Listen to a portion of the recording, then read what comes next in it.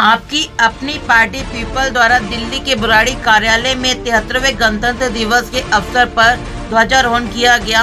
इस मौके पर पार्टी के राष्ट्रीय अध्यक्ष रामवीर चौहान के अलावा पार्टी के कार्यकारी अध्यक्ष भानु राजभर समेत तमाम पार्टी के पदाधिकारी एवं कार्यकर्ता उपस्थित थे। ध्वजारोहण के इस मौके पर पार्टी के अध्यक्ष रामवीर चौहान ने सभी देशवासियों को गणतंत्र दिवस पर बधाई दी। साथ ही बाबा साहेब के संविधान को लेकर आज की सरकारों पर गंभीर आरोप लगाते हुए मतदाता को आगाह करते हुए कहा कि आज की सरकारों ने किस तरह सत्ता को कैप्चर कर लिया है। आइए सुनते हैं पार्टी के अध्यक्ष रामवीर चौहान ने क्या कहा। हम देश के गणतंत्र दिवस की 73वें गणतंत्र दिवस की सभी देशवासियों को हार्दिक शुभकामनाएं देते हैं और देश के गणतंत्र को, देश की जनता को, देश के वोटर को आगाह करना चाहते हैं कि कुछ लोगों ने इस गणतंत्र को कैप्चर कर लिया है। कुछ पूंजीपति, मुट्ठी भर पूंजीपतियों ने इस देश के लोकतंत्र को इंडस्ट्री बनाने की कोशिश की है कि जो इन्वेस्ट करेगा उसको मिलेगा, और ये इसको एक प्रॉफिटेबल इंडस्ट्री बना दिया है। उससे आगाह करना चाहते हैं। साथ साथ भारत के निर्वाचन आयोग से भी अनुरोध करते हैं कि जो देश के लोकतंत्र में धन बल का इस्तेमाल किया जा रहा है, इस धन बल के इस्तेमाल को पूरी तरह ख़त्म किया जाए ताकि इस देश का जनमानस स्वतंत्र होकर, फ्री होकर चुनाव लड़ सके। मुफ्त की योजना को लेकर सुप्रीम कोर्ट में केस गया है, इसके बारे में क्या कहेंगे कि मुफ्त योजना होनी चाहिए या नहीं होनी चाहिए? मैं आपको अभी बता रहा हूँ, कुछ कार्यक्रम में मैं अभी होकर आया हूँ सुबह, फिर मैं आपको बताता हूँ कि अब इस देश को दो चीज़ तय करनी है। क्या देश का लोकतंत्र कोई इंडस्ट्री है, फैक्ट्री है जिसमें मुनाफाखोर इन्वेस्टमेंट करेगा और वो लालच देगा, रुंगे का लालच देके वोटर को लुभाएगा? लोकतंत्र इंडस्ट्री नहीं है। कुछ पूंजीपतियों ने इस देश के लोकतंत्र को कब्जे में कर लिया है, अपनी जेब में रख लिया मुट्ठी भर लोगों ने, और आज उन्होंने इस लोकतंत्र को इंडस्ट्री बना दिया है, प्रॉफिट की इंडस्ट्री, कि जो जितना इन्वेस्ट करेगा उतना उसको फ़ायदा होगा। उसी के फेवर में पॉलिसी बनेगी, उसी के फेवर में सरकार के फैसले आएंगे, उसी को ठेके मिलेंगे सरकार के, तो सरकार उसके फ़ायदे के लिए काम करेगी। इससे इस देश के लोकतंत्र को बहुत बड़ा चोट पहुंची है, आघात लगा है। इसके खिलाफ इस देश में अवेयरनेस प्रोग्राम चलना चाहिए। सर, आज राजपथ पे इंडिया गेट में कहीं ना कहीं देश की मजबूती का नज़ारा देखने को मिला है। मुझे लगता है देश मजबूत नहीं है, मजबूर है देश। जिस देश में अभी देश का एक मुख्यमंत्री ये कहे कि हमारी झांकी को शामिल नहीं करने दिया जा रहा, जनतंत्र क्या है? अगर मुख्यमंत्री जनता के द्वारा चुना गया है और उसकी बात तानाशाह सरकार नहीं सुनेगी, आप बंगाल की, दिल्ली की और कुछ स्टेट है जिनकी झांकियाँ राजपथ पे चलने ही नहीं दी गई, तो ये लोकतंत्र थोड़ी है, ये तो विनाश तंत्र कर दिया इन लोगों ने।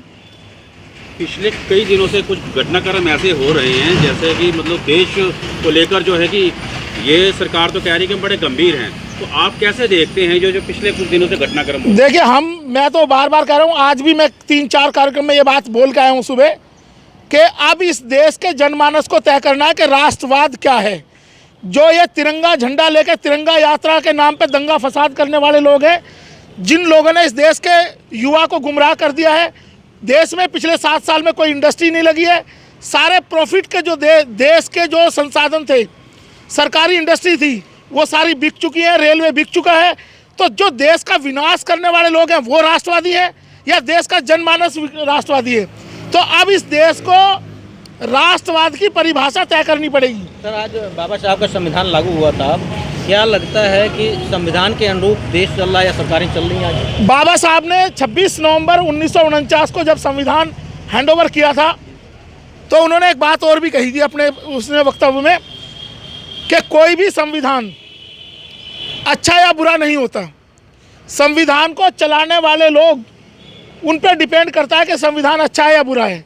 अगर आज इसी संविधान से कुछ गरीब लोगों को हक मिले, उन्होंने सत्ता में अपनी भागीदारी करी, लेकिन आज वही संविधान का मिसयूज करके पूंजीपतियों ने वोट तंत्र को लूट तंत्र बना लिया। इस देश का जो वोट तंत्र था उसको हाईजैक करके उसमें इन्वेस्टमेंट करके, अगर मोदी जी की रैलियों में 10,000 करोड़ की इन्वेस्टमेंट थी 2014 से पहले 70 रैलियों में, तो ये आप समझ सकते हैं कि इंडस्ट्री का डायरेक्ट दखल हो गया इस देश में। अब लोकतंत्र को एक इंडस्ट्री बना दिया गया, प्रॉफिटेबल इंडस्ट्री। तो जो जितना ज़्यादा इन्वेस्ट करेगा उसको उतना ज़्यादा प्रॉफिट होगा, और वो प्रॉफिट के लिए रुंगे का नाम जनता को लुभावनी योजनाओं में बहकाएगा ताकि जनता अपने हक के लिए आवाज़ ना उठा सर सके। आप वकील हैं और मेरा ये ऐसा मानना है कि जो पार्टियां मुफ्त की बात करती हैं उनको उनका रजिस्ट्रेशन जो निर्वाचन आयोग है उसको तुरंत निरस्त कर देना चाहिए। ऐसी कोई योजना लागू नहीं करनी चाहिए, क्योंकि हम इस देश में एक नई चीज़ देख रहे हैं। ये जो सरकारें हैं पिछले 8-10 साल से काम कर रही हैं दिल्ली में और देश में, ये लोगों के संघर्ष को ख़त्म कर रही हैं। उनको 5 किलो राशन की लाइन में लगा के, अगर आदमी के पेट में राशन होगा तो वो खाने के लिए संघर्ष नहीं करेगा, वो कमाने की कोशिश नहीं करेगा। नौजवान पीढ़ी को जियो के नाम पे फ्री जियो नेटवर्क देके उसको गुमराह कर दिया, उसको अफीम चटा दी इंटरनेट की, और आज फ्री के राशन के नाम पे उनको संघर्ष करने से रोका जा रहा है। ये सरकारें फ्री के नाम पे जनता को गुमराह कर रही हैं। आमिर जी, अभी केजरीवाल 4 राज्यों में चुनाव लड़ रहे हैं, तो उन्होंने अभी हाल में कहा था कि भी दिल्ली में बहुत अच्छे काम हुए हैं, इसकी वीडियो बनाकर जो है वॉलंटियर वो सर्कुलेट करें। तो आप कैसे देखते हैं कि क्या कितने अच्छे काम हुए हैं दिल्ली में, और उसके बारे में जानना चाहेंगे केजरीवाल जी। दिल्ली में मोहल्ला क्लिनिक सबसे जीता जाता उदाहरण है, जिसमें नशेड़ी बैठते हैं, जानवर हैं, आवारा पशु हैं, वो उसमें बैठते हैं। नशे का अड्डे बने हुए हैं मोहल्ला क्लिनिक। कोरोना काल में जो दिल्ली की जनता की हालत हुई, ऑक्सीजन नहीं मिल पाई दिल्ली की जनता को, तो वो बताएं जाके केजरीवाल जी। और केजरीवाल जी अभी पंजाब के साथ साथ गोवा में भी इनके मुंह पे जूता लगने वाला है, वहाँ पे दोनों प्रदेश में। अब ये वापस बैरंग लौटेंगे दिल्ली में। आपको बता दें कि आपकी अपनी पार्टी पीपल की लगातार सदस्यता लोग ग्रहण कर रहे हैं, और गणतंत्र दिवस के अवसर पर भी कई लोग आपकी अपनी पार्टी पीपल को समर्थन करने पहुंचे और पार्टी की सदस्यता भी ग्रहण की। टोटल खबरें दिल्ली से राजेश खन्ना की रिपोर्ट।